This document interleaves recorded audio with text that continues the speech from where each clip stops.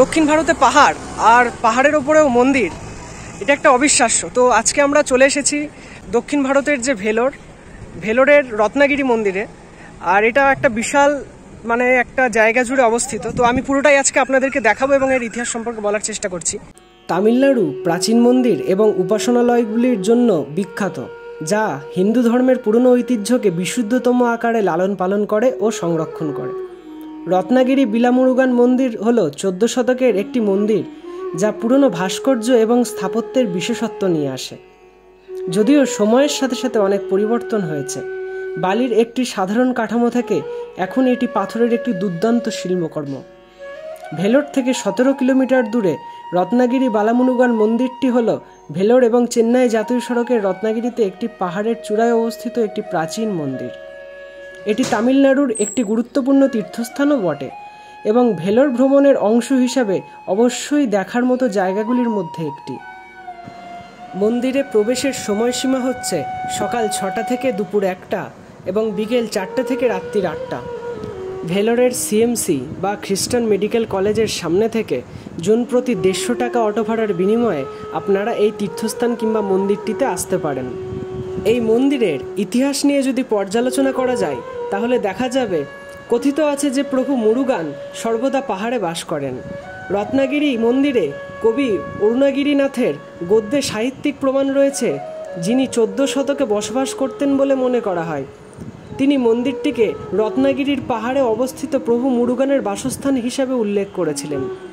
হিন্দু পৌরাণিক কাহিনী অনুসারে ঈশ্বর সর্বব্যাপী, কিন্তু তিনি বস্তুগত আকারে তার অস্তিত্ব প্রমাণ করেন। মূর্তির মধ্যে তিনি আছেন, গুরুতে আছেন, ভক্তে আছেন, তাই প্রত্যেকের ভিতরেই ঈশ্বরের প্রতিফলন রয়েছে।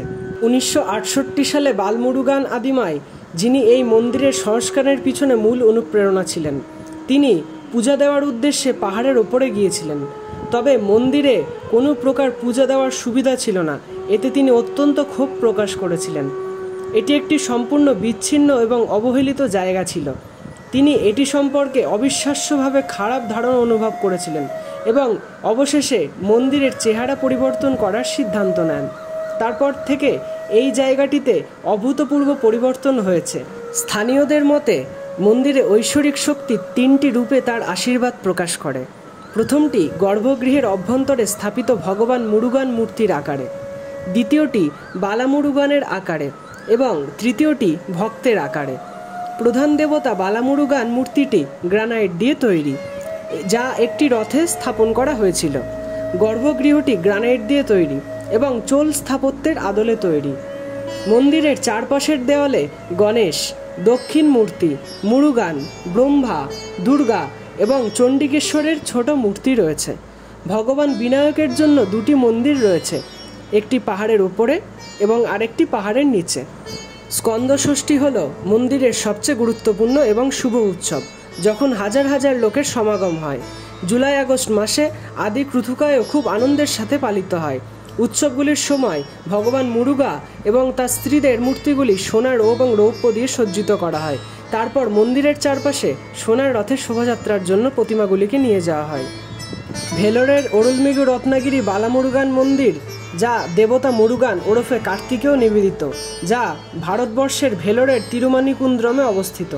ভক্তরা বিশ্বাস করেন যে মন্দিরে মুরুগান মূর্তি এবং গুরু স্বামী বালামুরুগান আদিমায় দেবতার প্রকাশ। মন্দিরটি বর্তমানে হিন্দু ধর্মীয় ও দাতব্য এন্ডাউন্সমেন্ট বিভাগের আন্ডারে।